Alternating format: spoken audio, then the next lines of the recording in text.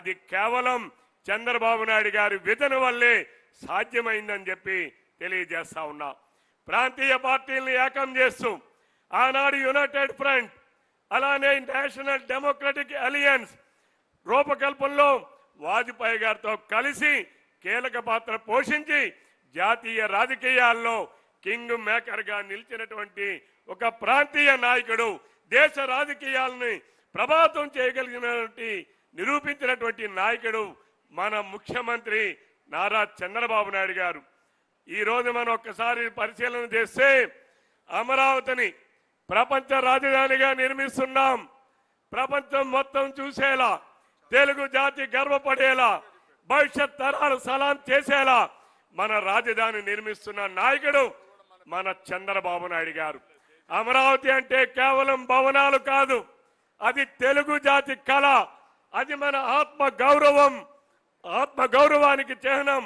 ఈ రోజు లక్షల కోట్ల పెట్టుబడులు రాష్ట్రానికి వస్తున్నాయనంటే, పెద్ద పెద్ద పరిశ్రమలు ఆంధ్రప్రదేశ్ వైపు చూస్తున్నాయనంటే, ప్రపంచ కంపెనీలు ఈ రోజు మన యువతను ప్రతిభను నమ్ముతున్నాయంటే చంద్రబాబు నాయుడు గారు ఉన్న చోట అభివృద్ధి ఉంటుంది.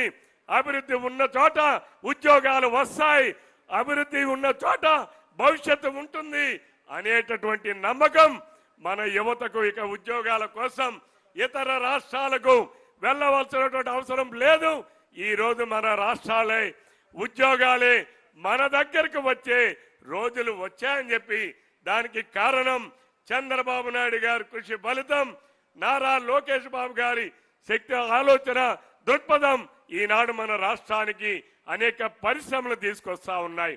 ఈరోజు క్వాంటమ్ వ్యాలీ, ఐటీ హబ్లు, పారిశ్రామిక కారిడార్లు, అంతర్జాతీయ కంపెనీలు, కొత్త పారిశ్రామికవేత్తలు తీర్చిదిద్దేటటువంటి అవకాశాలు, ఇది కేవలం అభివృద్ధి కాదు, ఇది మన యువతకు భవిష్యత్తుగా వేస్తున్నటువంటి చంద్రబాబు నాయుడు గారు కల్పిస్తున్నటువంటి బంగారు బాట అని చెప్పి ఈ సందర్భంగా తెలియజేస్తా ఉన్నాను.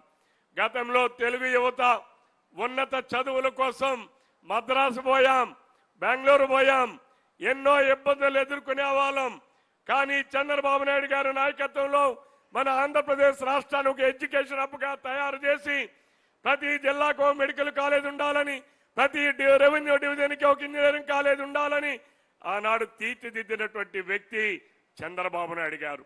ఈనాడు మనం ఒక ఐఎస్బిఐ, జిల్లాకు మెడికల్ కాలేజ్, రెవెన్యూ డివిజన్కి ఒక engineering college, SRM, VIT, XLRI, Amrit, BITS Pilani, AIIMS తీసుకురావడం ద్వారా తెలుగు విద్యార్థులు తన సొంత గడ్డపైనే అంతర్జాతీయ నైపుణ్యాలను సాధించే అవకాశాలను కల్పించినటువంటి వ్యక్తి